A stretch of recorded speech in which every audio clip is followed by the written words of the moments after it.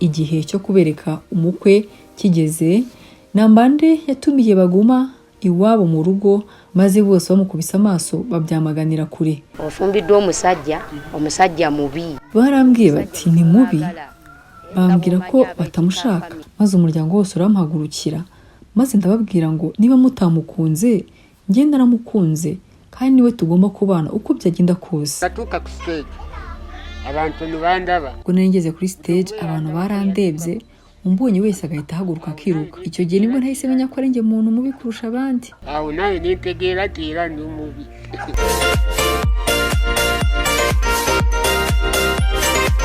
Baguma Godfrey wahimbwe izina Sebabi bitewe nuko yabaye umugabo wa mbere mubi ku isi. Ni umugabo w'imyaka 60 y'amavuko. We na Kate Namanda, umugore we bamaranye imyaka 31 bashakanye, kuri ubu bari mu byishimo byo kwizihiza imyaka 22 bakoze ubukwe. Iyi imwe muri couple zatangaje benshi.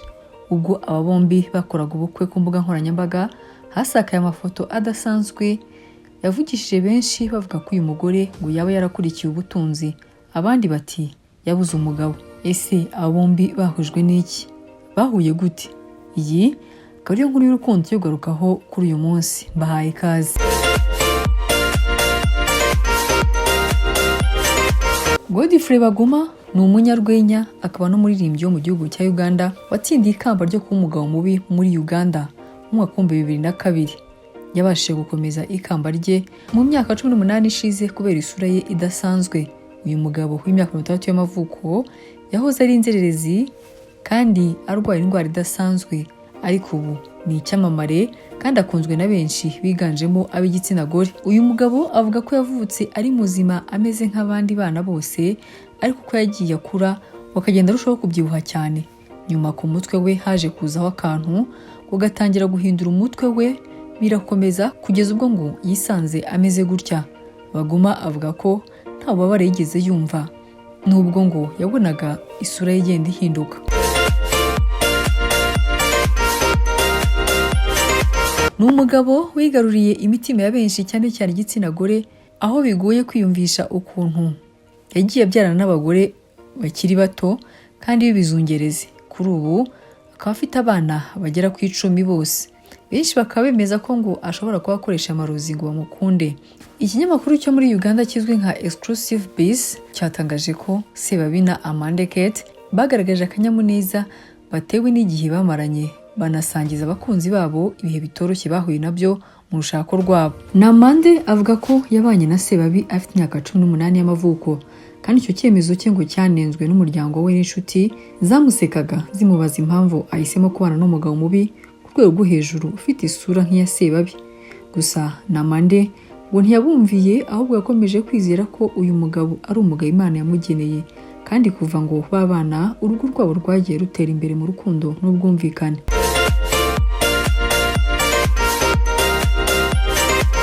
Ubu uyu muryango ufite abana 10, aho amakuru avuga ko abo bana Sebabi yababyaye ku bagore 3 batandukanye, ndetse binyuze mu kazi ke ko kudoda inkweto akaba akomeje gutunga umuryango we. Umukuru muri aba bana ni umukobwa w'imyaka 28. Kuba uyu mugabo ari mubi ntibivugwa nabo hanze gusa, n'abana yibyariye barabyerura bakavuga ko papa wabo ari mubi, kandi ukabona ko nta kimwaro bibateye.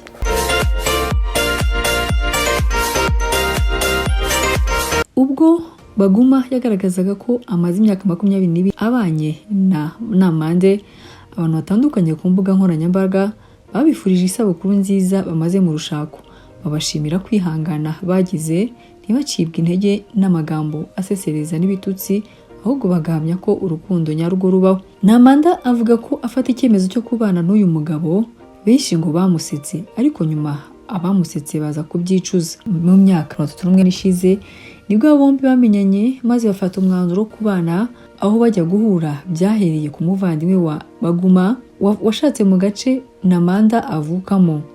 Akigera muri ako gace yahabonye umukobwa w'imico myiza kandi mwiza, aramukunda, maze atumaho umuvandimwe we Baguma amusaba kumusura ko hari icyo ashaka kumubwira. Ngo Baguma yaje gusura umuvandimwe we, ahageze bamwereka umukobwa mwiza ari we Namanda, maze aramushima, ahita anamubwira ko yamukunze. Ngo icyo gihe iyo yahise iba intangiriro y'urukundo rwa Godfrey Baguma na Kate Namande. Aba bombi bavuga ko nubwo ibintu bitari byoroshye kubera ibicantege by'abantu, ariko ngo byarangiye babigezeho batangira gutekereza ku bana. Uyu mugore avuga ko icyatumye akunda uyu mugabo uko baganiraga yumvaga bumvikana ku bintu byose kandi akabona ari umugabo w'inyangamugayo. Icyo gihe Kate Namande yateranyije umuryango we maze ababwira ko agiye gukora ubukwe. Bose ngo bifuza kumenya uwo bagiye kubana kuko yari akiri umukobwa muto w'imyaka 18.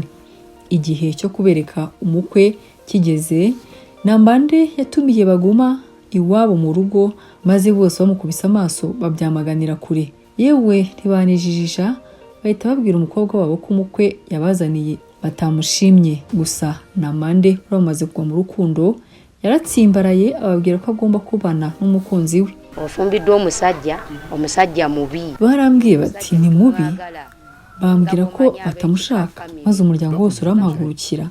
Maze ndababwira ngo niba mutamukunze njye naramukunze kandi niwe tugomba kubana uko byagenda kose. Batayina buzibu, tanyinako buzibu, ate nange simuyinako buzibu. Kate Namande avuga ko usibye umuryango we ngo n'inshuti ze zamusetse cyane zimubwira ko umugabo bagiye kubana ari mubi ataberanye. Ibi byatumye aba bombi babana badakoze ubukwe kugeza babyaye abana bagera kuri 4, ari nabwo baje gukora ubukwe maze babana mu buryo bwemewe n'amategeko. Namande avuga ko abantu babaciye intege batazi ko umugabo we ngo azavamo umugabo w'akataraboneka agahinduka icyamamare ku isi. Kuri ubu Godfrey Baguma ni icyamamare mu gihugu cya Uganda, akaba azwi ku kazina ka Sebabi. Uyu mugabo avuga ko mu mwaka wa 2000 hari umugabo waje kumureba utegura ibitaramo mu gihugu cya Uganda. Icyo gihe ngo uwo mugabo yari yateguye amarushanwa yo guhitamo umuntu mubi kurusha abandi maze aza kureba Baguma.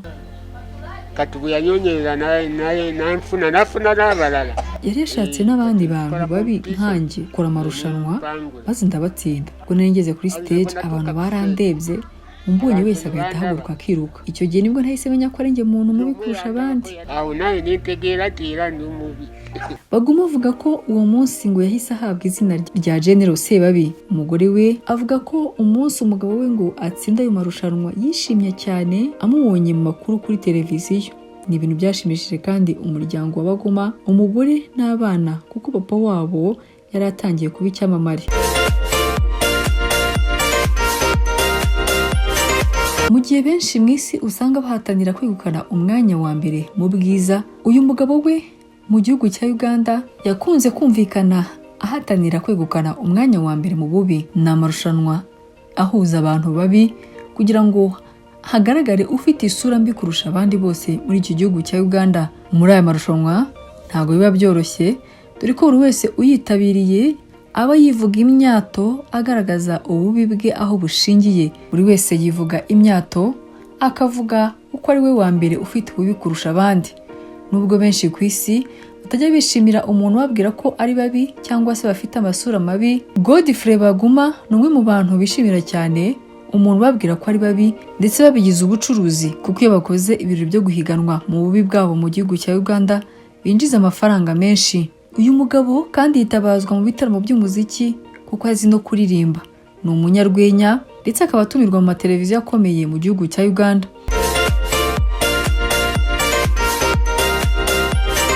Abana abyara bavuga ko abandi bana bigana ngo babasekaga cyane babwira ko isi ubabyara ari mubi, ariko uko bakura bakagenda babimenyera. Kate Namande avuga ko nubwo mu bana bose yabyaye nta n'umwe ufite isura imeze nk'iya se, ariko bose basa na se.